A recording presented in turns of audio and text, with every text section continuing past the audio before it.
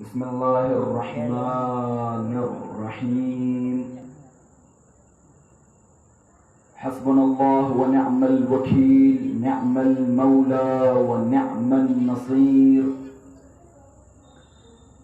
الحمد لله رب العالمين، والحمد لله الذي فرض مودته على العربية والعجمية، والحمد لله الذي نور قلوبنا بمحبة علوية، والحمد لله الذي جعلنا من المتمسكين بولاية المرتضوية. ثم الصلاة والسلام على صاحب الدعوة النبوية سيدنا ومولانا أبي القاسم مصطفى محمد صلى الله عليه وآله وسلم.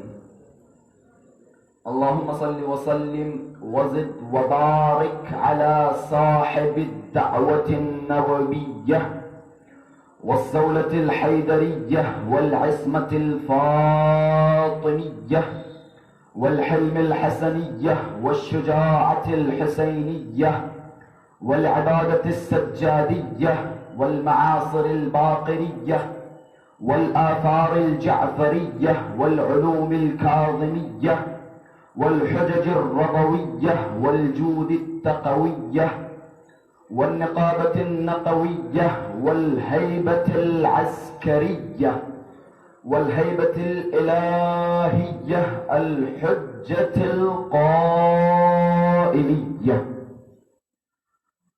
اللهم كن لوليك حجة ابن الحسن صلواتك عليه وعلى آبائه في هذه الساعة وفي كل الساعة وليا وحافظا وقاعدا وناصرا ودليلا وعينا حتى تسكنه أرضك طوعا وتمتعه فيها طويلا. صلوات على محمد وآله. اللهم عرفني نفسك فإنك إن لم تعرفني نفسك لم أعرف رسولك. اللهم عرفني رسولك فإنك إن لم تعرفني رسولك لم أعرف حجتك. اللهم عرفني حجتك فإنك إن لم تعرفني حجتك ضللت عن ديني. أما بعد، فقد قال الله تبارك وتعالى في محكم كتابه ومتقن خطابه: بسم الله الرحمن الرحيم. إنما وليكم الله ورسوله والذين يقيمون الصلاة ويؤتون الزكاة. صدق الله العلي العظيم. صلوات پر محمد و آلہ.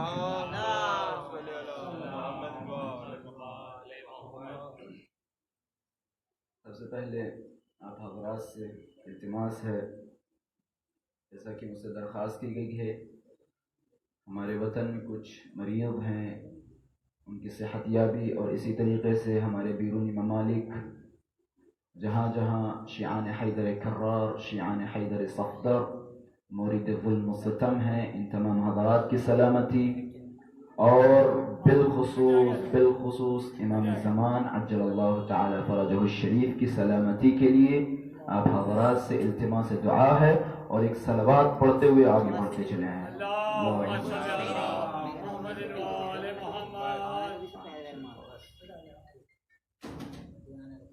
جیسا کہ ہمارا ایک بہت بڑا عقیدہ ہے، میں مجلس کی شروعات سے پہلے سب سے بڑا عقیدے کی طرف ہم اپنا نظر ڈالتے ہیں. ہمارا سب سے بڑا عقیدہ ہے مذہب اہل تشیع کا. وہ عقیدہ یہ ہے کہ ہماری مجالسوں میں ائمہ علیہم السلام تشریف لاتے ہیں. جہاں جہاں تک میری آواز جا رہی ہے انشاءاللہ خوب میری آواز پہ دقت کریں گے. ایک عقیدہ ہے کہ ہمارے مجالسوں میں ایک صلوات پڑھے محمد و آل محمد پر.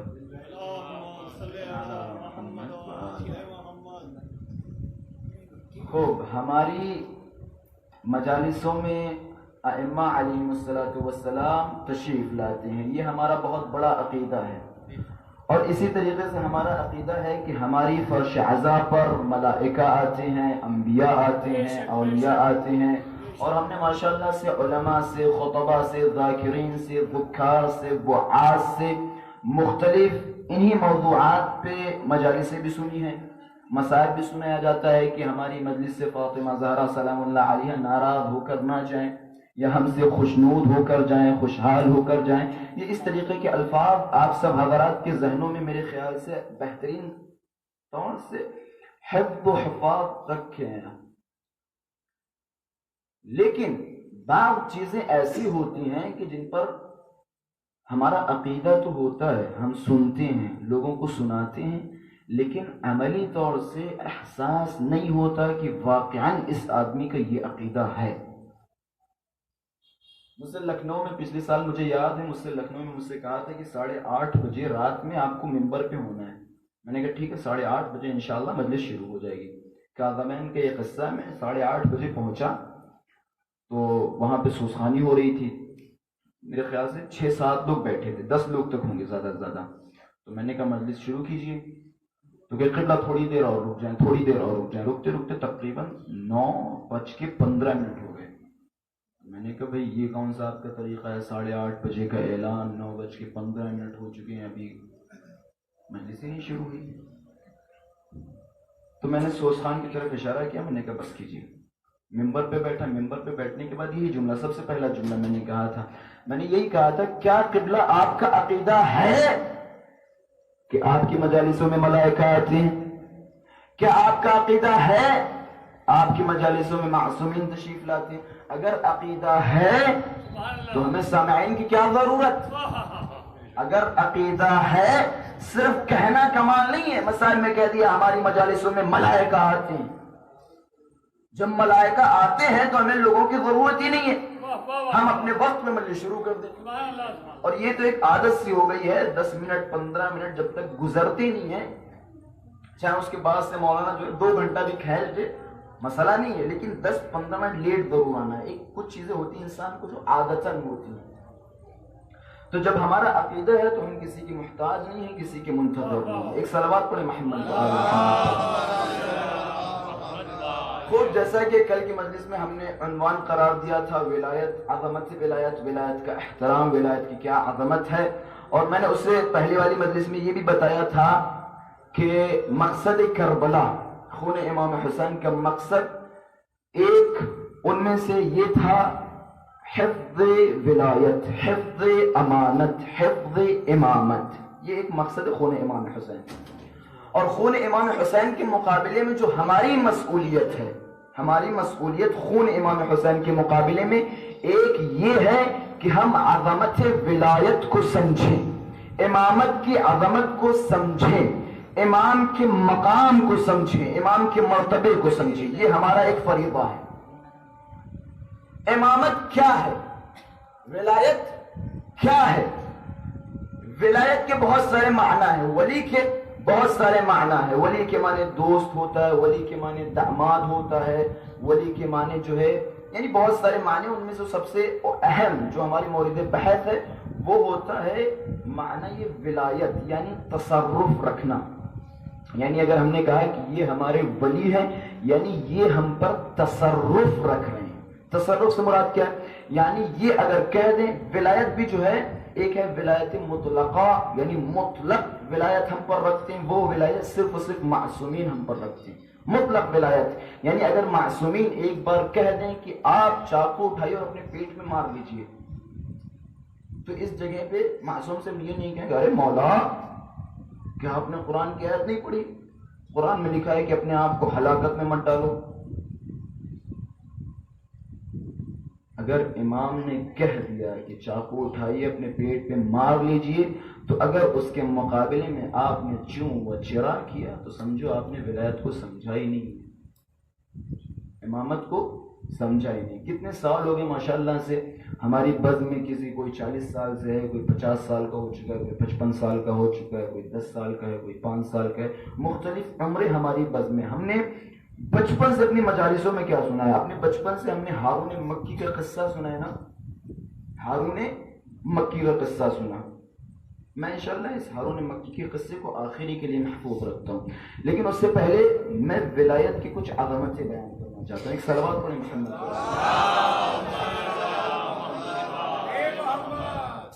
سب سے پہلے مثال کی طور پہ آپ سے کہہ دیا گیا کہ نماز پڑھیں، نماز پڑھیں. 2 رکعت نماز، نماز فجر، 4 رکعت نماز ظہر، 4 رکعت نماز عصر یا 3 رکعت نماز مغرب اور عشاء. جو بھی ہم نماز کو کب اچھی طریقے سے ادا کریں گے، نماز کو کس وقت ہم اچھے طریقے سے ادا کریں گے؟ جب ہمیں پتہ چل جائے گا کہ نماز کی عظمت کیا ہے.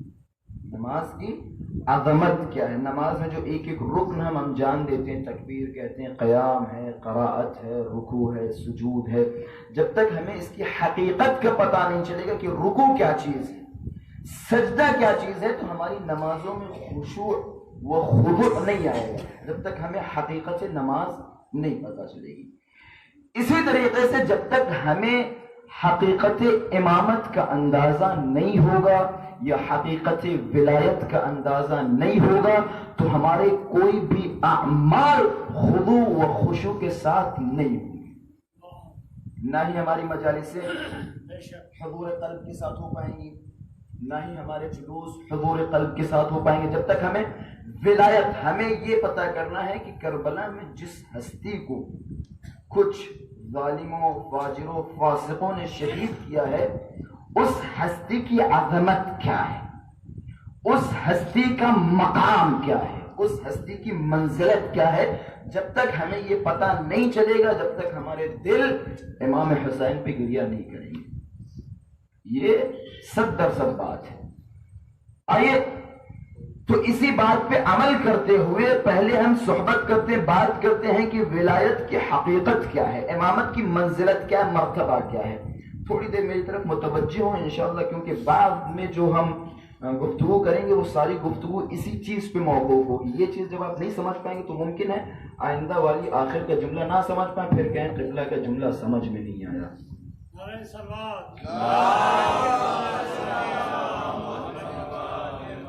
ہمارے علماء کی جب نجف اشرف میں درس خارج ہوا کرتے ہیں، عطا اللہ محمد رضا سستانی یا اسی طریقے سے اور علماء کے درس خارج ہوتے ہیں، تو وہ اپنی درس خارج میں بار بار ایک چیز کی طرف تکرار کرتے ہیں.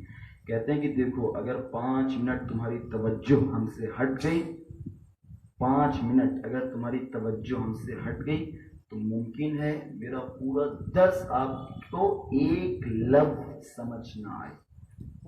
میرا جو بیان ابھی تک تو اندازہ لگا ہی لیا ہوگا کہ میرا بیان کس طریقے سے حقیقت کا ایک تحقیقی بیان ہے. تو لہذا اگر تھوڑی دیر آپ ادھر ادھر متوجہ ہو تو شاید جملہ نہ سمجھ پائیں. ولایت کی حقیقت کیا ہے؟ ولایت کیا چیز ہے؟ امامت کیا چیز ہے؟ قرآن کی آیت ہے وَعَرَضْنَا الْأَمَانَةَ، ہم نے اپنی امانت کو پیش کیا، جناتوں پہ پیش کیا، زمین پہ پیش کیا، آسمانوں پہ پیش کیا، تمام چیزیں. یہ ایک مفصل بحث ہے. ہم نے اپنی امانت کو، میں مقدمے میں زیادہ نہیں جانا چاہتا ہوں، ڈائریکٹ آپ کے سامنے بات کہتا چلو. اس امانت سے مراد مولا فرماتے ہیں اس امانت سے مراد ہم ہیں، یعنی ہم ہیں وہ ہستیاں کہ جسے خدا نے زمین کے سامنے پیش کیا کہ اسے قبول کرو، آسمانوں پہ پیش کیا کہ اسے قبول کرو. اسی طریقے سے ہر انسان، ہر مخلوق کے سامنے امیر المؤمنین اور اسی طریقے سے تمام ائمہ کی ولایت کو پیش کیا گیا کہ اسے قبول کریں. روایت کے جملے ہیں کہ جیسے خدا بند متعال نے جناب آدم کو خلق کیا، خلق کرنے کے بعد جناب آدم زمین پہ آئے. جب جناب آدم کو زمین پہ بھیجا، تمام وہ قصے جنت کے گزرنے کے بعد جب زمین پہ آئے تو زمین پہ آنے کے بعد جناب آدم نے خدا کی طرف خطاب کیا کہ یا رب، اے پروردگارا، خلقت من قبلی خلیقہ، اے میرے معبود، کیا تو نے مجھ سے پہلے بھی کسی کو خلق کیا؟ جناب آدم کی سوچ تو یہی ہوگی نا کہ میں ہی سب سے پہلا مخلوق ہوں. جناب آدم نے کہا پروردگارا کیا مجھ سے پہلے بھی تو نے کسی کو خلق کیا؟ جبرائیل نازل ہوئے کہ یا آدم انظر الى ساق العرش، آدم ساق عرش کی طرف دیکھو، عرش کی طرف نگاہ کرو. مولا فرماتے ہیں جیسے ہی آدم نے عرش کی طرف نگاہ کی آدم کا بدن لرز گیا. کیوں لرز گیا؟ مولا فرماتے ہیں فَإِذَا أَنْوَارُنَا يَطُوفُ حَوْلَ الْعَرْشِ. آدم نے دیکھا ہمارے نور، ہمارے انوار عرش کے چاروں طرف طواف کر رہے ہیں. عرش کے چاروں طرف طواف کر رہے ہیں. آدم حیران ہے، پریشان ہے کہ خدا تو نے اتنی باعظمت با کرامت ہستیوں کو پیدا کیا.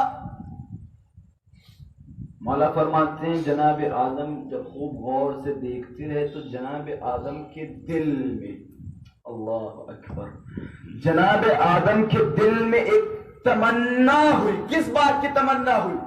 جناب آدم نے تمنا کی، آنکھیں بند کر کے، میں اپنے الفاظ میں کہوں آنکھیں بند کے جگہ جناب آدم نے تمنا کیا ہے پروردگارا اے کاش میرا بھی مقام یہ ہوتا، اے کاش میرا یہ مقام ہوتا، اے کاش میری یہ منزلت ہوتی.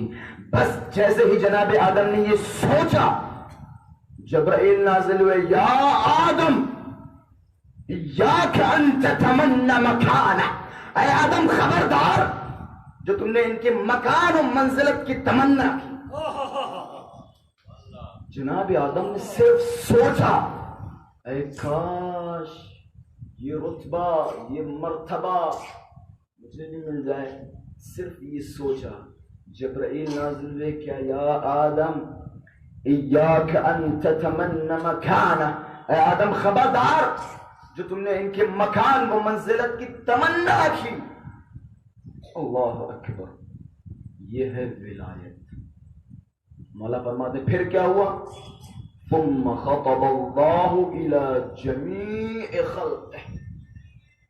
جب آدم کا قصہ تمام ہوا پھر خداوند متعال نے تمام مخلوقات کی طرف مخاطب ہو کے کہا کہ ایاکم فمن ادعا منزلتهم منی ومحلهم من عظمتی عذبته عذابا لا اعذبه احدا من العالمین. تمام لوگوں کی طرف مخاطب ہو کے خدا نے کہا اے لوگوں خبردار، ان کا جو مقام ہے، ان کی جو منزلت ہے میرے نزدیک، خبردار اس منزلت کا تم نے ادعا کیا، خبردار کبھی ادعا مت کرنا، کبھی یہ مت کہہ دینا کہ میں علی جیسا ہوں، کبھی یہ مت کہہ دینا کہ یہ جگہ علی کی نہیں میری ہے. فمن ادعا منزلتهم منی ومحلهم من عظمتی. اور تم لوگ کبھی دعوے مت کرنا نا کہ جو مقام خدا کے نزدیک علی کا ہے وہی مقام ہمارا ہے یا وہی مقام جبرائیل کا. اپنی اور آپ کی تو باتیں چھوڑے، کبھی یہ بھی مت سوچنا جو مقام خدا کے نزدیک ذات امیر المؤمنین کا ہے وہی مقام جبرائیل کا نہیں. ہمارا عقیدہ ہے نا کہ ہمارے انبیاء، ہمارے ائمہ علیہم الصلوۃ والسلام ملائکہ سے افضل ہیں. ملائکہ تو چھوڑیں، قرآن کہتا ہے کہ بعض انسان جب نیکی کی طرف جاتے ہیں تو وہ ملائکہ سے افضل ہو جاتے ہیں، ہے نا. جب انسان نیکی کی طرف عروج پہ جاتے ہیں تو وہ ملائکہ سے افضل ہو جاتے ہیں. اور اسی طریقے سے انسان جب پستی کی طرف آتا ہے تو حیوان سے بدتر ہو جاتا ہے. جب ایک انسان اچھے کاموں کی وجہ سے ملائکہ سے افضل ہو سکتا ہے تو کیا ہمارے مولا ملائکہ سے افضل نہیں ہے؟ چھوٹی سی بات، کوئی نکتے بازی نہیں ہے. میرا مقصد یہ نہیں ہے، میرا مقصد یہ ہے کہ ولایت کو دل سے سمجھیں، دماغ سے نہیں. دل سے سمجھے. 2 منٹ کی لذت، 2 منٹ کا جذبہ، 2 منٹ کی خوشحالی فرش اعلیٰ کے باہر ختم. فرش اعلیٰ کے باہر ختم. فرش اعلیٰ پہ اگر آئے ہیں تو لے کے جائیں، اطاعت اہل بیت لے کے جائیں، اہل بیت کے نقش قدم پہ چلنے کی کوشش کریں. ایسا نہیں ہے آپ جب بھی اہل بیت کے دروازے پہ تھک جائے دنیا میں، اہل بیت کے دروازے پہ آ کے صرف ایک مرتبہ کہیے یا حسین تھک گیا ہوں، مولا مجھے معاف کر دیجئے، تھک گیا ہوں، اب ایسا کام انجام نہیں دوں گا. صرف ایک بار یقین جانیے. میرا سوال ہے آپ لوگوں سے، میری طرف متوجہ نا، میرا سوال ہے کیا آپ جناب حر سے گئے گزرے ہیں؟ حر کی پہلی زندگی، اب کی نہیں، پہلی زندگی. جناب حر کی زندگی کیا تھی؟ جناب حر کون تھے؟ احساس کریں، صرف واہ واہ کے لیے نہیں، احساس کریں حر کیا شخصیت تھی. جناب حر وہ تھے کہ جن کی وجہ سے پورا کربلا جو آج واقع ہوا اس میں ایک حصے میں جناب حر کا ہاتھ تھا، کیونکہ امام حسین کا راستہ جناب حر نے روکا تھا. جناب حر نے واللہ امام حسین کہتے مجھے فلاں جگہ جانے دو، مجھے فلاں جگہ جانے دو، مجھے اس ملک میں جانے دو، مجھے اس ملک، کہہ رہے تھے نہیں کہہ رہے، لیکن جناب حر نے امام حسین کا راستہ روکا. لیکن جب یہ حر انہیں احساس ہوا کہ میں نے کس کا راستہ روکا، ابن فاطمہ کا راستہ روکا، فاطمہ کے فرزند کا راستہ روکا. حر نے احساس کیا، اپنے آپ کو غلام سے بندھوایا. بندھوانے کے بعد اب دیکھیں حر کی معرفت. جب جناب حر امام حسین کے پاس پہنچے تو جناب حر نے ایک جملہ کہا، خدا کی قسم سننا بہت آسان ہے لیکن غور و فکر سمجھنا بہت مشکل ہے. جناب حر نے جملہ کہا، یا ابا عبداللہ الحسین فہل لی من توبہ، کیا میرے جیسے لوگوں کے لیے بھی توبہ ہے؟ جناب حر کا جملہ ہے کہ مولا کیا مجھ جیسے لوگوں کے لیے توبہ ہے؟ یعنی حر خود احساس کر رہے ہیں کہ میں نے کتنا بڑا گناہ کیا. حر کہہ رہے ہیں یا حسین کیا مجھ جیسے لوگوں کے لیے توبہ ہے؟ اب دیکھیں کتنا امام حسین قریب ابن کریم ہے. امام حسین نے ہمارے اگر کوئی گھر میں ہمارے کسی شخص کو، کسی فرد کو 2 تماچے لگا دیں اور وہ ہمارے سامنے معافی مانگنے ہیں تو ہم سب سے پہلے یہ کہتے ہیں پہلے بدلہ لیں، 2 تھپڑ مار کے کہتے ہیں ہاں جاؤ اب تمہیں ہم نے معاف کر دیا. یہ ہمارا رواج ہے. میں نے اپنی زندگی میں ایسے قصے دیکھے کہ بھائی حسین کتنے قریب ہیں آپ، کتنا رحم دل ہے. امام حسین نے حر کو اپنے سینے سے لگا دیا. اس سے بھی زیادہ جناب حر کی عظمت آپ کو بتاؤں، اس سے بھی زیادہ عظمت دیکھیں، حر کی عظمت دیکھیں. جناب حر بہت دیر کھڑے رہے. کھڑے ہونے کے بعد اندر سے وہ غلام آیا کہ حر تمہیں زینب نے سلام کہا ہے، حر تمہیں زینب نے سلام کہا ہے. حر کا چہرہ ادھر، میں اس لائق کہ علی کے بیٹے مجھے سلام کرے. تو اسی طریقے سے دوستان عزیز اپنے آپ کو امام حسین کے سامنے سرنڈر کریں کہ مولا آج تک پورے سال، پوری زندگی جن گناہوں میں مرتکب ہوا، جو نمازیں ہم سے قضا ہوئی، مولا ہم ان تمام نمازوں کا اعادہ کریں گے، تمام نمازوں کو قضا انجام دیں گے. مولا مجھے معاف کر دیجیے. مولا آپ خدا کے نزدیک بہت ہی منزلت رکھتے ہیں، بہت ہی مرتبہ رکھتے ہیں. مولا اگر آپ خدا سے کہیں گے کہ پروردگار اسے معاف کر دے تو خدا آپ کی بات کو رد نہیں کرے. ہم اپنے آپ کو حر بنائیں، ہم اپنی زندگی کو تبدیل کریں، کیونکہ فرش عذاب تبدیلی کا نام ہے۔ فرش عذاب پہ جو آتا ہے وہ بدل کے جاتا ہے، فرش عذاب پہ جو آتا ہے وہ بدل کے جاتا ہے۔ یہ ہے عظمت امامت۔ آدم سے کیا فرمایا؟ آدم خبردار جو تم نے ان کی منزلت کی تمنا کی۔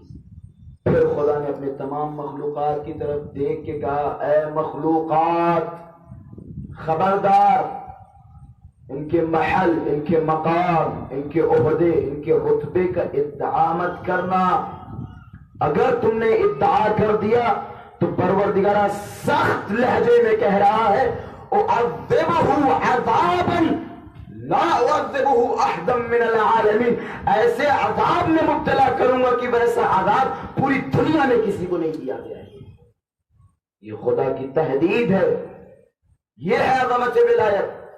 جناب ابراہیم کے سامنے جب ولایت پیش کی گئی، امام باقر فرماتے ہیں جیسے ہی ولایت امیر المؤمنین پیش کی گئی تو جناب ابراہیم کا بدن لرزنے لگا۔ لرزنے کے بعد کیا پروردگارہ اجعلنی من شیعتے، پروردگارہ مجھے امیر المؤمنین کی شیعوں میں قرار دے۔ یہ ہے عظمت ولایت۔ آپ کو پتا ہے جناب عیسیٰ کو روح اللہ کیوں کہتے ہیں؟ جناب عیسیٰ کو روح اللہ کیوں کہتے ہیں؟ امام کاظم فرماتے علیہ السلام فرماتے لکثرت الصلاۃ علی محمد وآل محمد، فرماتے صلوات زیادہ بھیجنے کی وجہ سے انہیں روح اللہ۔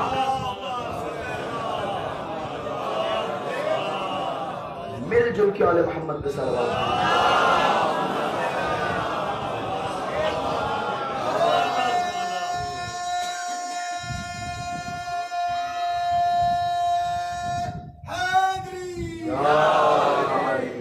میں روز موضوع ایک لے کے آتا ہوں، لیکن بات یہاں ابھی بھی دیکھیں موضوع کچھ اور لے کے آیا تھا، بات کہیں سے کہیں تو میں دیکھ کے موضوع تاکہ میرے ذہن میں رہے۔ خوب ایک صلوات پڑھے محمد و آل محمد۔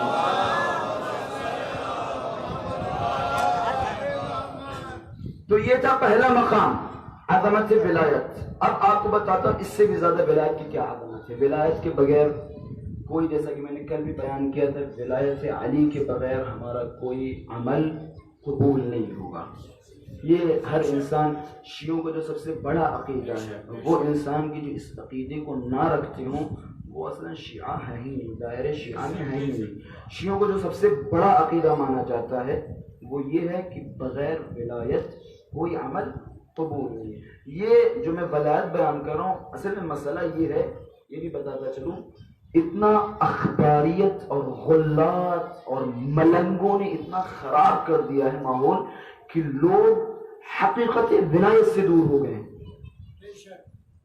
ان اخباری نجس جو اپنے آپ کو مولا کا محب، مولا کے محب، ملنگیت جو نشوں میں آ کے ماتم کر رہی ہے، ان کا شیعوں سے کوئی تعلق نہیں ہے، یہ بالکل شیعہ ہے۔ یہ کیسے شیعہ ہے؟ وہ دل جس میں نجاست بھی ہو، امام حسین استغفر اللہ، ہو ہی نہیں سکتا۔ خدا نے ایک دل رکھا ہے، یا تو اس دل میں نجاست ہو سکتی ہے یا اس دل میں طہارت۔ خدا نے ایک دل دیا ہے، دو دل نہیں دیے۔ لوگ اخباریت یہ سمجھتی ہے کہ ہم تشہد میں علی ولی اللہ کہہ رہے ہیں تو بہت بڑی مولا کی فضیلت بیان کر رہے ہیں۔ کون سی مولا کی فضیلت ہے؟ تشہد میں علی ولی اللہ بیان کر کے تم سمجھ رہے ہو بڑی فضیلت ہے؟ تم یہ سمجھ رہے ہو مولا کی سب سے بڑی فضیلت یہی ہے کہ تشہد میں علی ولی اللہ؟ جان، یہ مولا کی بالکل فضیلت نہیں ہے۔ آپ مولا کو گھٹا رہے ہیں، آپ مولا کی عظمت، مقام، منزلت، مرتبت کو کم کر رہے ہیں۔ اس سے مولا کی کوئی عظمت آپ بیان کرنے کی کوشش نہیں کر رہے. کیوں؟ کیونکہ مولا کی عظمت یہ ہے کہ جو مولا نے فرمایا ان کے نقش قدم پہ چلیں. نماز، ہمارے استاد محترم عقل الغربی صاحب بہت اچھا جملہ فرماتے ہیں کہ نماز کا سب سے معتبر جز کون سا ہے؟ نماز کا سب سے باعظمت جز کا ہے. تشہد ہے؟ نہیں. قنوت ہے؟ نہیں. رکوع ہے؟ نہیں. کیا ہے؟ احسنتم، سجدہ. نماز کا سب سے بہترین اور سب سے قیمتی اور سب سے باعظمت جز سجدہ ہے. آپ تشہد میں علی کو لانا چاہ رہے. احمد،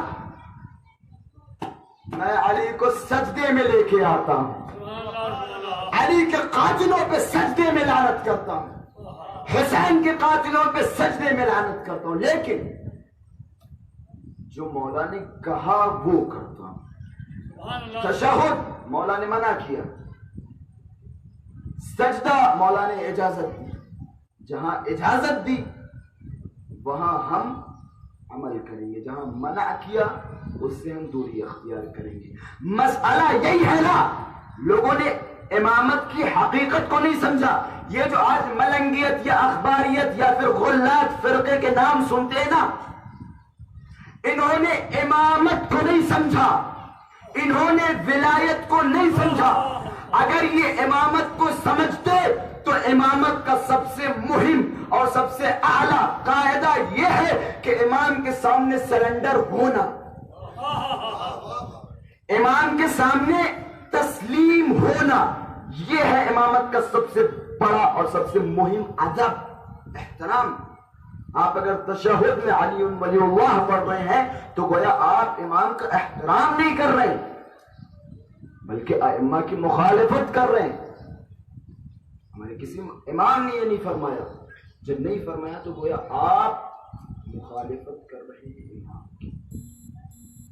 تو ان لوگوں نے امامت کو سمجھا نہیں. ان کے صرف جھوٹے ادعا، جھوٹے مدعی ہیں. ایک صلوات پڑھے محمد.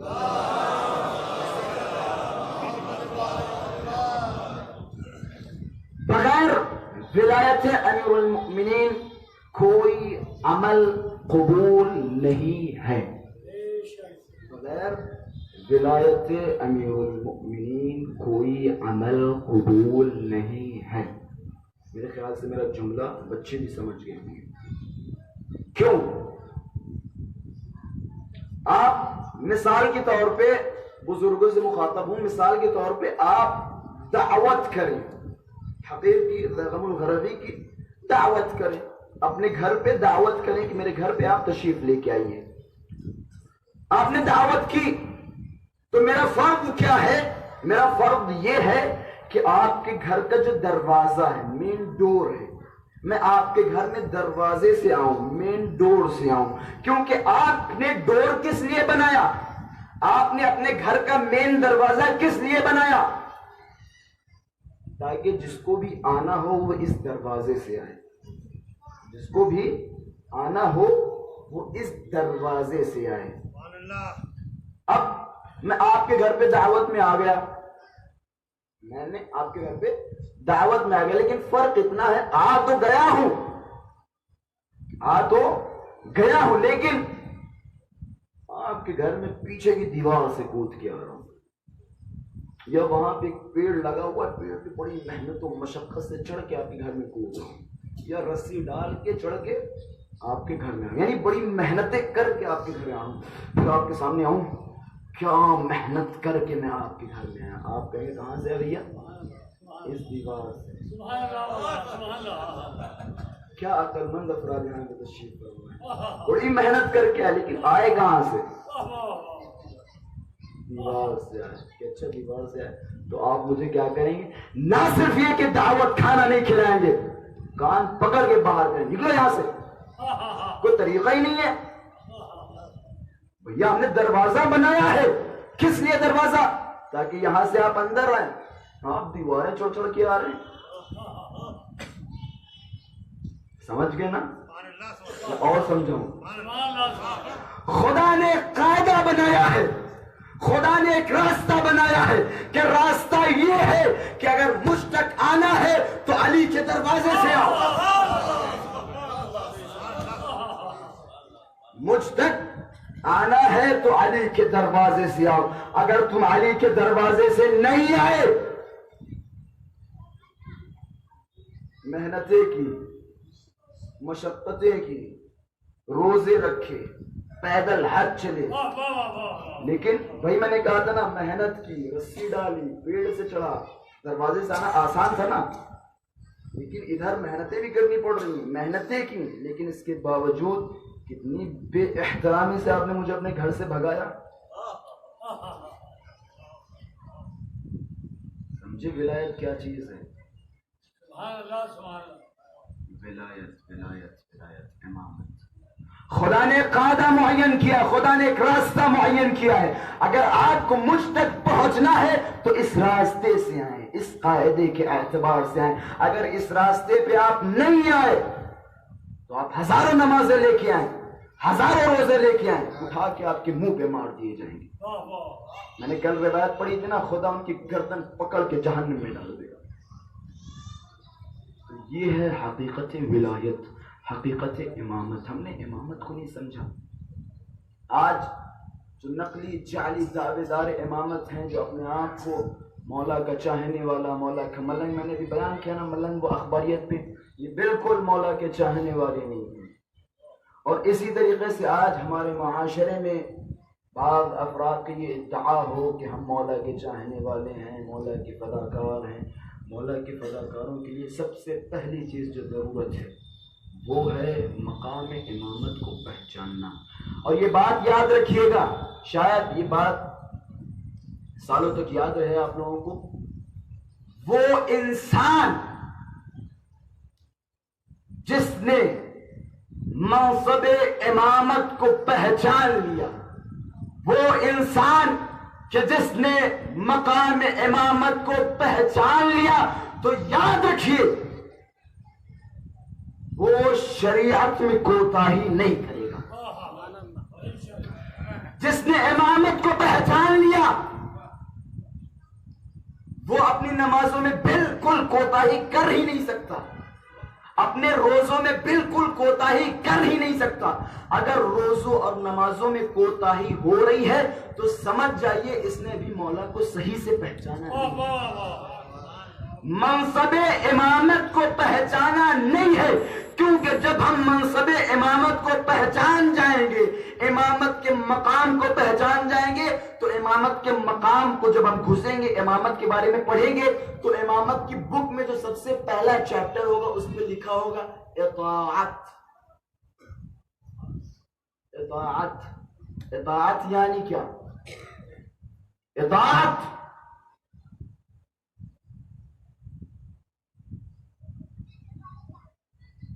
وہ انسان جو نماز نہیں پڑھے گا، گویا اس نے مولا کی اطاعت کی ہی نہیں۔ اگر اطاعت نہیں کی یعنی آپ نے منصب امامت کو سمجھا ہی نہیں، آپ نے امامت کو سمجھا ہی نہیں۔ امامت کو اگر آپ نے سمجھ لیا تو کوئی بھی دین میں کوئی بھی کام آپ دیکھتے ہیں، غور ماشاءاللہ سے علماء ایک طریقے کے فرش ادا پہ بیٹھنے والے عالم ہو جاتے ہیں۔ ہمارے استاد محترم جملہ کہتے ہیں کہ فرش ادا پہ بیٹھنے والے عالم ہو جاتے ہیں۔ آپ دیکھتے ہیں کتنی روایات ہیں ہمارے پاس رونے کے بارے میں۔ ایک کتاب، آپ کوئی کتاب اٹھا کے دیکھ لیں کسی بھی عالم دین کی، پرانے جو ہمارے پرانے علماء قدماء ہیں، شیخ مفتی، شیخ صدوق، ان سب علماء کی کتاب اٹھا کے دیکھیں، بالخصوص جوانوں سے اس بات کے لیے، کیونکہ ماشاءاللہ سے انٹرنیٹ کا زمانہ ہے، آپ سرچ کر سکتے ہیں۔ کوئی کتاب اٹھا کے دیکھ لیں امام حسین کے بارے میں، تو آپ دیکھیں گے ایک ایک چیپٹر ہے، ایک ایک ٹائٹل ہے۔ مثال کے طور پہ ایک قطرہ آنسو ہونے والا، تو اس کے اوپر 6 حدیث 7 حدیث ہے۔ مثال کے طور پہ کبوتروں نے امام حسین پہ کریا کیا، 7 8 9 حدیث ہے۔ مثال کے طور فلاں چیز نے، یعنی 50 ایسے ٹائٹل ہیں، اور ہر ٹائٹل میں 8 9 10 11 روایات۔ تو اس سے ایک بات سمجھ میں آتی ہے، مولا کچھ تو بتانا چاہ رہے ہیں، مولا کسی چیز کی طرف اشارہ کر رہے ہیں، کچھ ہمیں بتانا ضرور چاہ، مولا بتانا چاہ رہے، سنو ولایت کی عظمت کیا ہے، امامت کا مقام کیا ہے.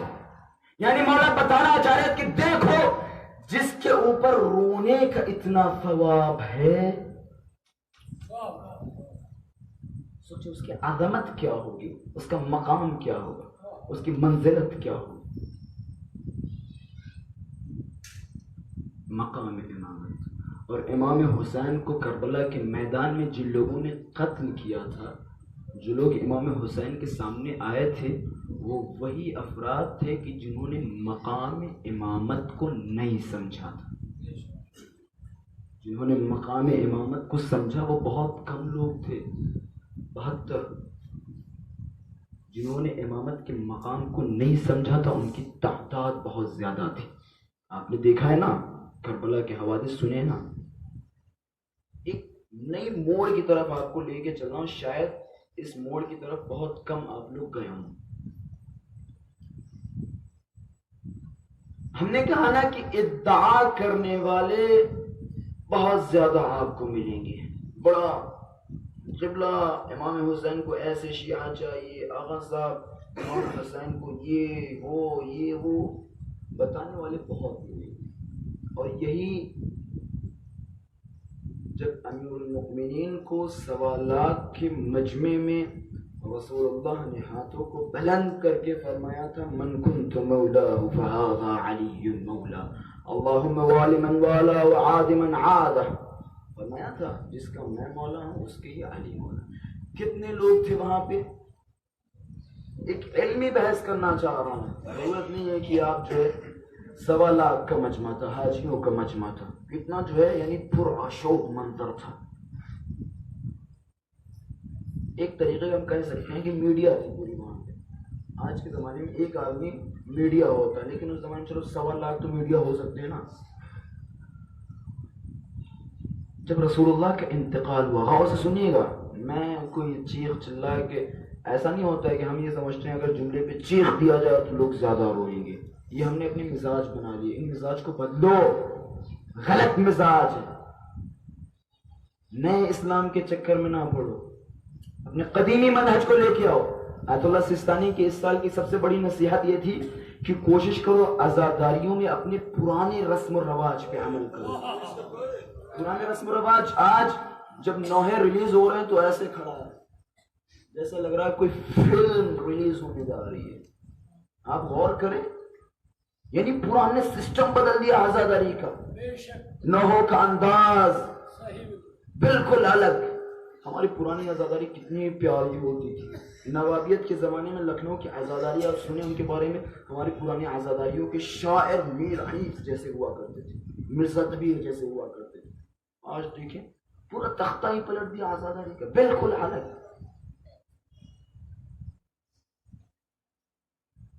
بات کہاں سے کہاں چلی گئی. غدیر ختم ہوا، رسول اللہ کا انتقال ہوا، امیر المؤمنین گھر میں بیٹھے حضرت زہرا صلی اللہ علیہ تشریف لائی کہ علی رسول تمہیں خلیفہ بنا کے گئے نا، کہ ہاں، کہ جاؤ لوگوں سے ملاقات کرو، جا کے اپنی ہاتھوں پہ لوگوں کی بیعت دو. تو ایک جملہ کہا امیر المومنین کہ زہرا تمہیں کیا لگتا ہے، کیا تم نے دیکھا جنازے رسول میں کتنے لوگ تھے؟ یہ اہل سنت حضرات کی کتابوں میں لکھا ہوا ہے. البانی تفسیر الکوثر، پھر اس کے بعد در المنثور میں جلال الدین سیوطی، پھر اس کے بعد جو ہے ہمارے فخر الرازی اپنی کتاب میں لکھتے ہیں. پھر اسی طریقے سے یعنی تقریباً 14-16 کتابوں میں ہے. یہ عبارت یہ ہے کہ منصب امامت اتنا مہم تھا کہ رسول اللہ کا جیسے انتقال ہوا سارے لوگ سقیفہ میں بیٹھ گئے تاکہ امام چنا جائے. کہ منصب امامت اتنا مہم تھا. امامت کی عظمت کی بیان کر رہے ہیں، کہہ رہے امامت کی اتنی عظمت ہے، اتنی مہم بات تھی کہ زمین کو 1 منٹ کے لیے خالی نہیں رکھا جا سکتا. لہذا جیسے ہی رسول اللہ کا انتقال ہوا ہم لوگ سارے کے سارے سقیفہ میں بیٹھ گئے. کہ خود آپ پوچھیے گا، ہمارے برادران ماشاءاللہ سے اہل سنت یہاں پہ بہت سارے ہیں، مؤدبانہ احترام کے ساتھ، کوئی مسئلہ نہیں ہے. علمی مسائل میں ہم ایک دوسرے سے بات کرتے رہتے ہیں، ہمارے دوست ہیں، ہمارے بھائی ہیں، کوئی مسئلہ نہیں. دیکھیں آپ جنازے رسول اللہ میں کوئی نہیں. امیر المؤمنین گھر سے باہر نکلے, دروازہ کھٹکھٹایا, السلام علیکم, چل رہے ہیں؟ کہاں مولا؟ کہ میں اعلان ولایت کرنا چاہ رہا ہوں. کیا تم غدیر میں تھے؟ کہ مولا تھا. کہ پھر گواہی نہیں دو گے؟ کہ اصل میں مولا میں دور کھڑا ہوا تھا, میں نے صحیح سے سنا نہیں. مولا نے سر نیچے جھکایا. دوسرے دروازے پہ کہ نہیں چل رہے ہو؟ کہ میں بڑا ضعیف ہو چکا تھا, کچھ سنا ہی نہیں دے رہا تھا. سوالات کا مجمع. امامت کو سمجھیے, مقام امامت کیا ہے, منزلت امامت کیا ہے. سوالات کا مجمع. ادعا کرنے والے 50 ملیں گے. مولا کو ایسے شیعہ چاہیے, مولا کو ایسے شیعہ چاہیے جو ان کے مقام کو پہچانتے ہوں. اور جس زمانے میں آپ جائیں, جس زمانے پہ اگر مولا پہ مشکلات آئی ہیں تو اس کی سب سے بڑی علت یہ تھی کہ اس زمانے کے لوگوں نے اس زمانے کے امام کو نہیں پہچانا تھا. پورا دن مولا گھر گھر میں جا کے ایک ایک آدمی سے گواہی دو گے. شام میں جب گھر میں بیٹھتے تھے, سلمان کی طرف نگاہ کرتے, ابابر, مقداد, قمر, ابن عباس, 4-5 ہستیاں. روایتوں کے جملے کی جب یہ لوگ رات میں بیٹھتے تو ایک دوسرے کی طرف دیکھ دیکھ کے روتے تھے, ایک دوسرے کی طرف دیکھ دیکھ کے روتے تھے. کسی نے امامت کو سمجھے نہیں.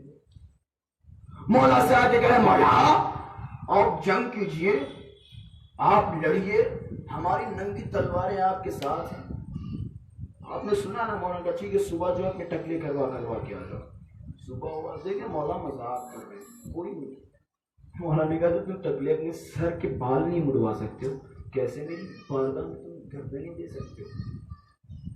جب تم بال نہیں کٹوا سکتے تو گردنیں کیسے دے سکتے ہو؟ تمام. پھر اس کے بعد مولا سے کہا, مولا نے جنگ نہیں کی, یہ نہیں کی, وہ نہیں کی. تو مولا نے ایک جملہ کہا تھا, خدا کی قسم میں کبھی بھی جب مصائب سننے کا من کرتا میرا ذاتی, تو میں مولا کی غربت کی جملے سنتا ہوں جو مولا نے ان لمحات میں جملے کہے. مولا نے ایک جملہ کہا تھا, لو وجدت 40 ذوی عزم لناهضت القوم. اگر مجھے 40 آدمی مل جاتے تو میں ان سے جنگ کرتا.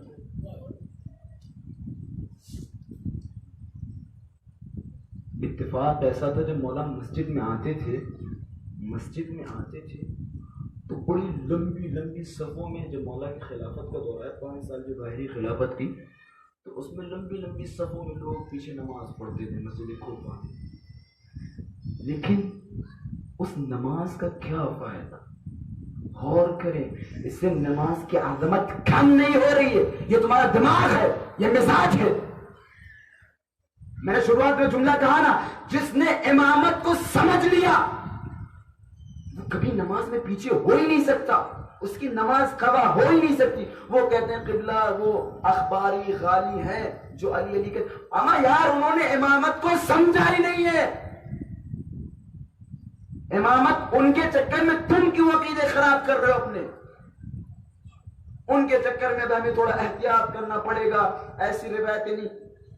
کیا احمقانہ مزاج بنا رہے ہیں ہم معاشرے کا. ایک جملہ آپ سے کہوں, آپ نے سنا ہوگا کہ امام الزمان یأتی بدین جدید. امام کے بارے میں ہم نے جملہ یہ سنا ہے کہ امام الزمان ایک نئے دین کے ساتھ آئیں. یعنی کیا؟ امام الزمان نیا دین لے کے آئیں گے,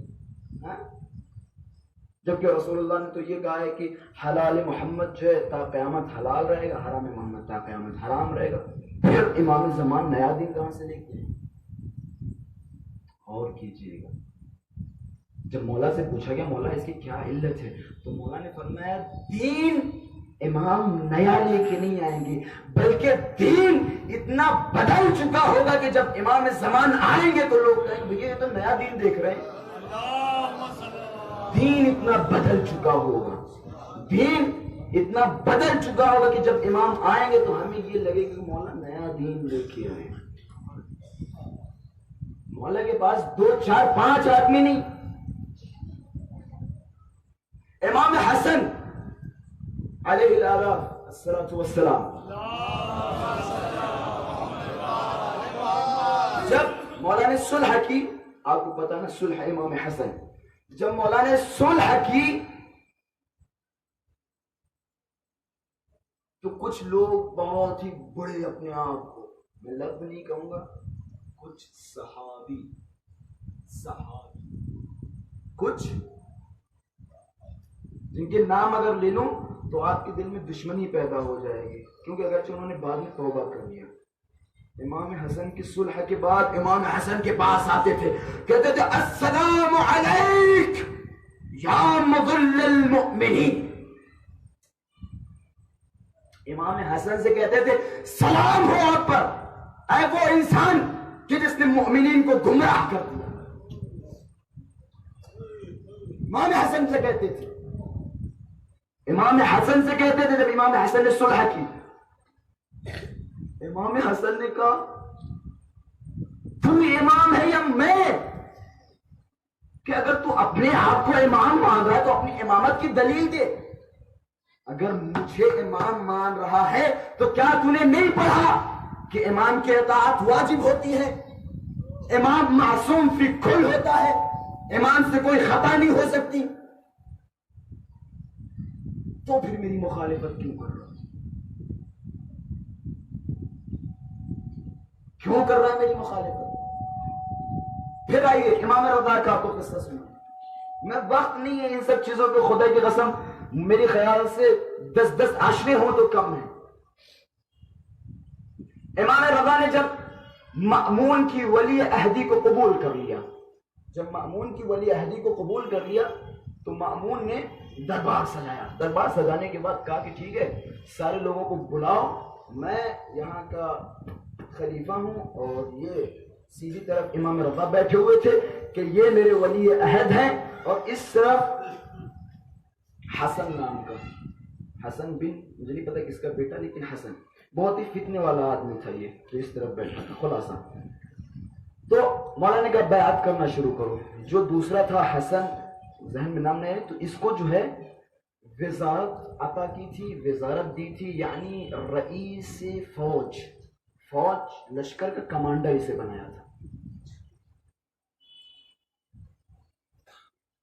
لوگوں کو بلا کے بیعت کرنا شروع کرو۔ 4000 لوگ آئے، 4000 لوگوں نے مأمون کی بیعت کی، خلیفہ امام رضا کی بیعت کی۔ کس حوالے سے کہ آپ مأمون کے ولی عہد ہیں۔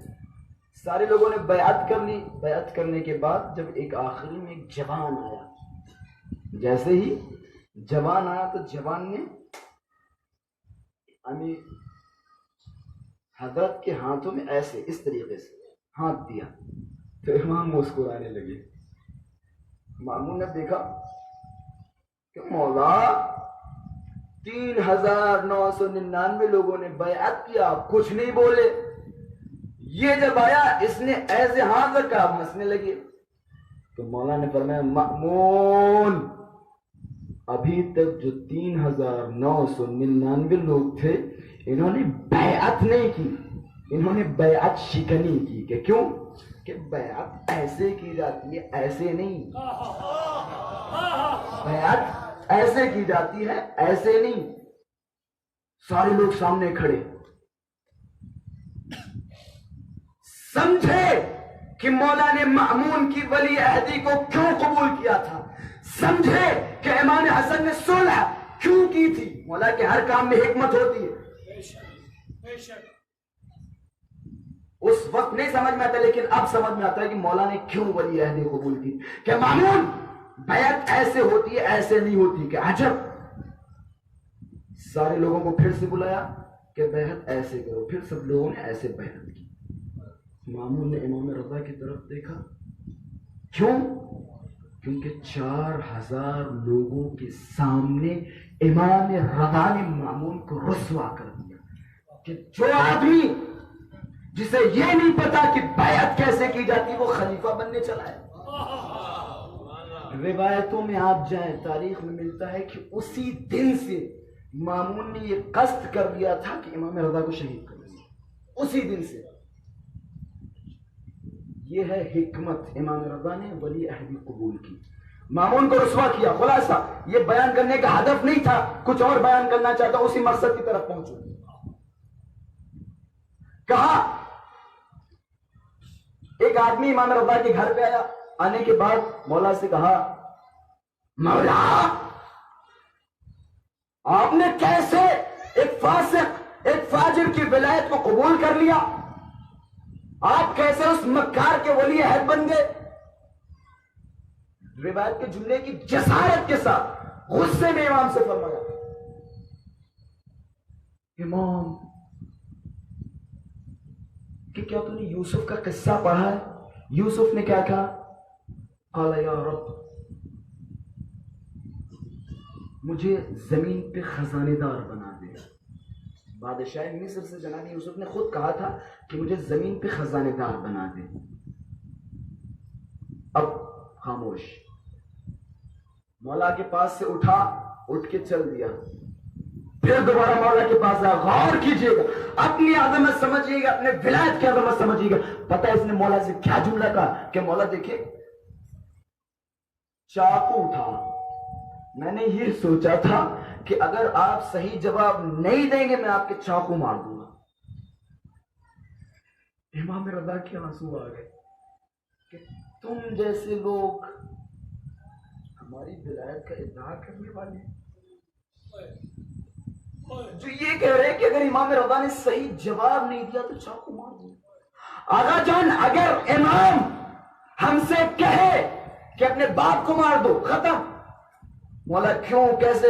دن سے کوئی شکایت کوئی شکوہ کوئی پوچھ. ہارون مکی کا قصہ کیا ہوا؟ توس سے لوگ آئے امام سے ملنے کے لیے کہ مولا توس میں آ جائیے, خراسان میں آ جائیے, اتنی تلواریں آپ کے لیے ہیں. کہ اچھا کہ ادخل کی حادث تنور, یہ تنور دیکھ رہے ہو, داخل ہو جائے اس تنور میں. یا ابا الحسن اتريد ان تحرقنی, تم چاہتے ہو مجھے جلا دو؟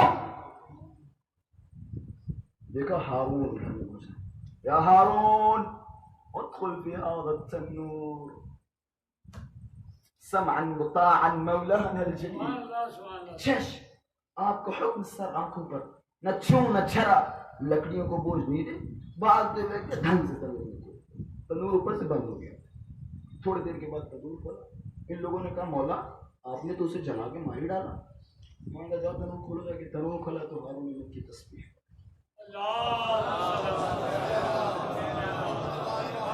تسبیح پڑھ رہے ہیں.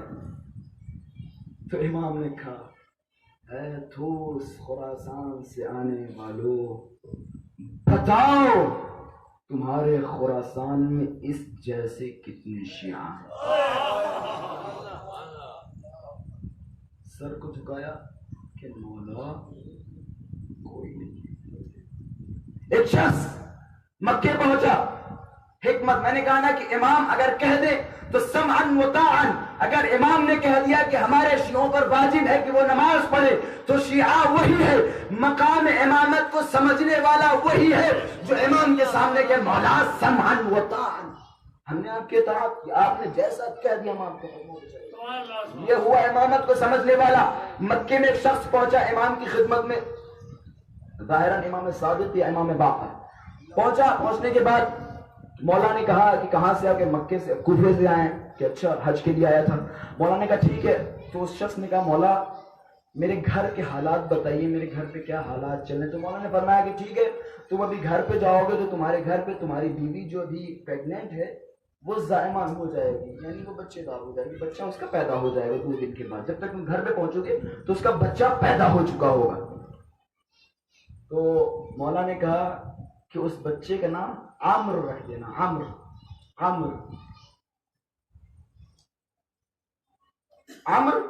ماشاء اللہ سے سمجھ رہے نا, عامر. اس بچے کا نام عمرو رکھ دینا کہ مولا ہم شیعہ یہ نہیں کہا. ہم ہوتے تو کیا کہتے؟ ارے مولا ہم شیعہ ہیں، ہم علی کے ماننے والے. یہ نام جیسے مولانا کا جاؤ یہ نام رکھ دو، فوراً سب سمان مطاع مولانا الجلیل کہہ کے گھر پہ آ گیا. جب گھر پہ پہنچا تو بیوی نے بچے کو دیا کہ مجھے پتا چل چکا ہے کہ بچہ پیدا ہوا، لڑکا پیدا ہوا. ہاتھ میں لیا کہے کہ آج سے اس کا نام جو ہے وہی ہے عمرو. تو بیوی کہتی عجب یہ کون سا نیا ہدیہ لے کے آیا مکے سے، ہم شیعہ ہیں. سمجھ کے نام سمجھ رہے نا، ہم شیعہ ہیں. کہ اچھا.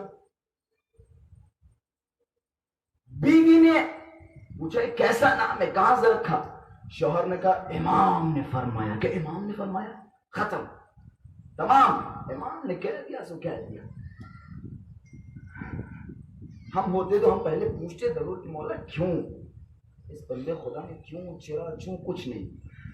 گھر میں لوگ جمع ہوئے خاندان والے ہیں، سب سے بات چیت ہو رہی تھی. بات چیت ہونے میں ہی اچانک سے اس نے جو ہے کہا کہ دیکھو خاندان والوں، آج سے میرے بیٹے کا نام عمرو ہے. عمرو. سارے خاندان والے کہہ رہے ہیں عمرو ہے؟ کہ ہاں عمرو ہے. تو کہہ بھیا ٹھیک ہے عمرو ہے. تو اس نے دیکھا کہ دو آدمی کنارے کھڑے ہوئے، وہ آپس میں بات چیت کر رہے ہیں.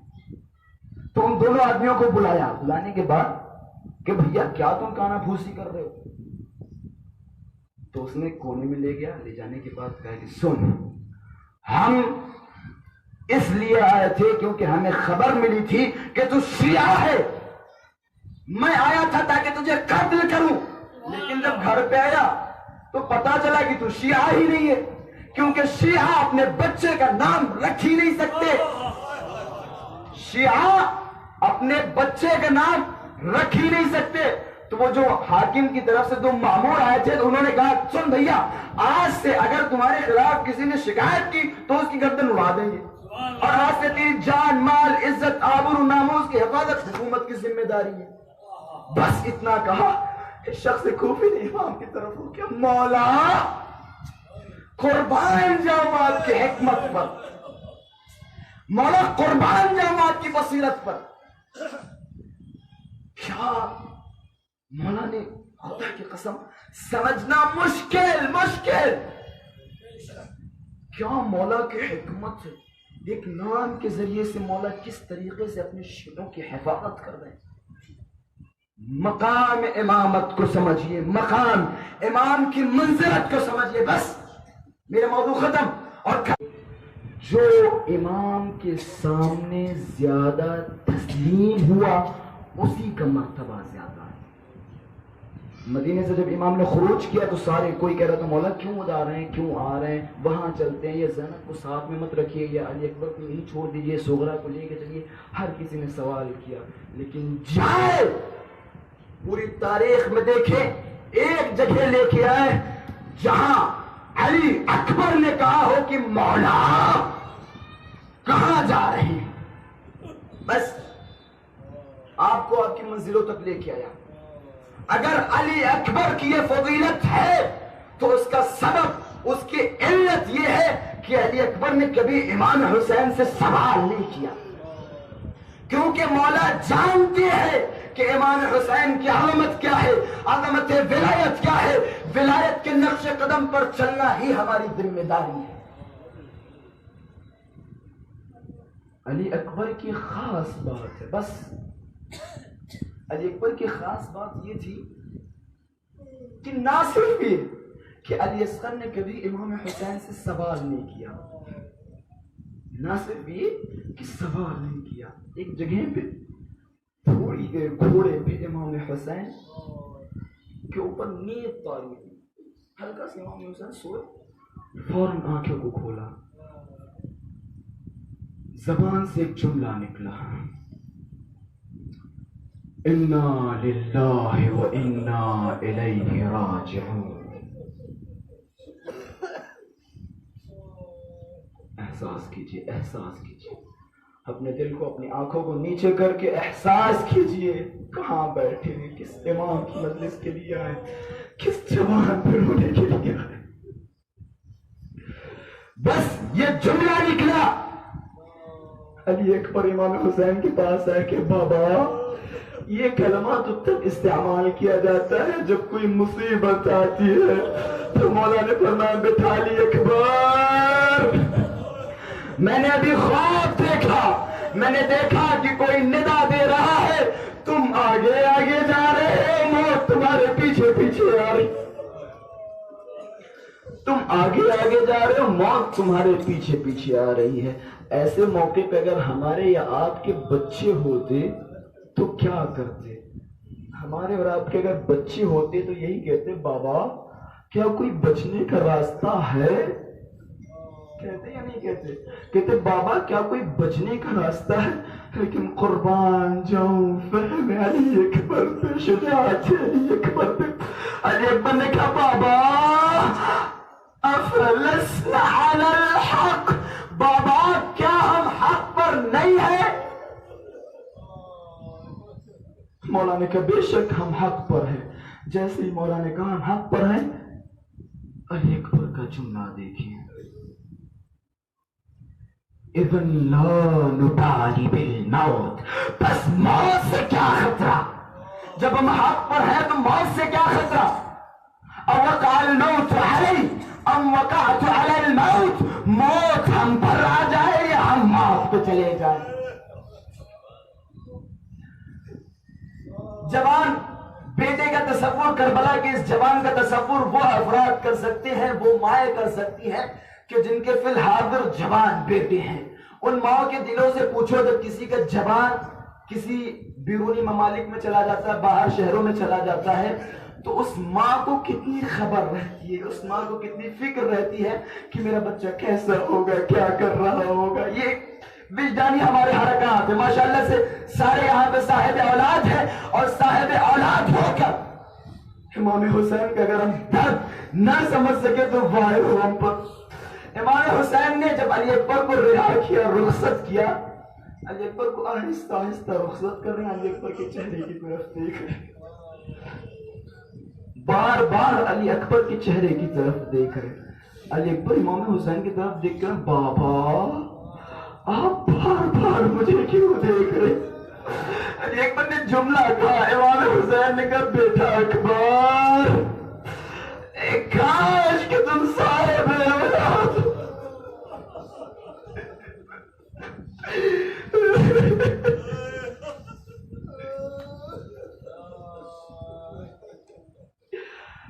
علی اکبر جیسے ہی تھوڑی دور پہنچے، مقتل کے جملے ہیں، امام حسین علی اکبر کے گھوڑے کے پیچھے دوڑنے لگے.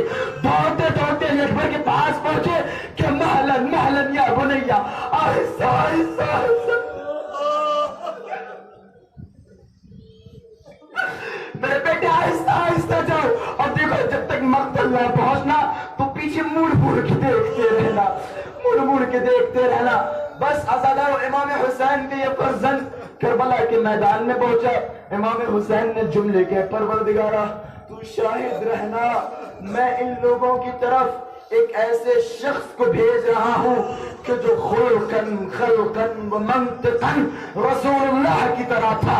جب میں تیرے رسول کی طرف دیکھنا چاہتا تھا تو علی اکبر کے چہرے کی طرف دیکھتا تھا. علی اکبر مقتل میں پہنچے. آپ نے بہت ساری روایتیں سنی ہیں، بہت سارا علی اکبر پہ گریہ کیا ہے، مختلف انداز سے مختلف روایتیں سنی ہیں. مقتل کہتا ہے کہ جب علی اکبر مقتل میں پہنچے، یہ کوئی ذاکر یا خطیب کی ذہن کی فکر نہیں ہے، مقتل کے جملے ہیں کہ علی اکبر گھوڑے پہ سوار ہیں، امام حسین ایک پہاڑی سے علی اکبر کو دیکھ رہے ہیں. کیا دیکھتے ہیں کہ ایک ملعون علی اکبر کے گلے پہ تیر مارتا. علی اکبر کے گلے میں تیر لگا. مقتل کہتا ہے علی اکبر نے تیر کو پیچھے سے نکالا.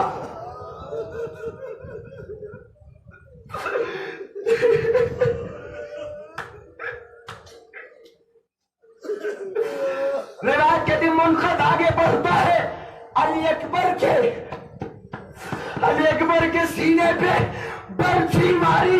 جیسے ہی علی اکبر کے سینے پہ برچھی لگی, مقتل کے جملے ہیں کہ علی اکبر نے اپنے آپ کو گھوڑے کی پیٹھ پہ لٹا دیا اور گھوڑے کی گردن کو دونوں ہاتھوں سے پکڑ لیا.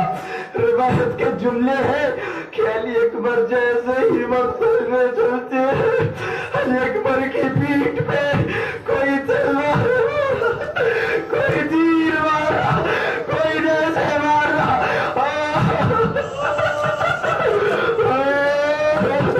روایت کہتی ہے کہ جیسے ہی علی اکبر امام حسین کے پاس پہنچے تو علی اکبر کا لاشا اربن اربا ٹکڑے ٹکڑے.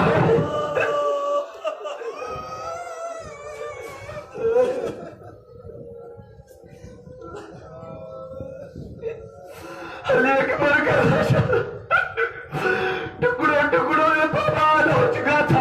امام حسین علی اکبر کی لاشے کے پاس پہنچے, علی اکبر کے سر کو لیا, اپنے زانوں پہ رکھا. زانوں پہ رکھنے کے بعد علی اکبر سے پیار کرنا شروع کیا, علی اکبر کے چہرے پہ بوسے دینا شروع کیے, اور بار بار مولا کے دہن سے ایک جملہ نکل رہا ہے, یا علی یا علی یا علی کہتے ہوئے برچھی کے پھل کو پکڑا. مقتل کے جملے ہیں, برچھی کو باہر نکالا, علی اکبر کا کلیجہ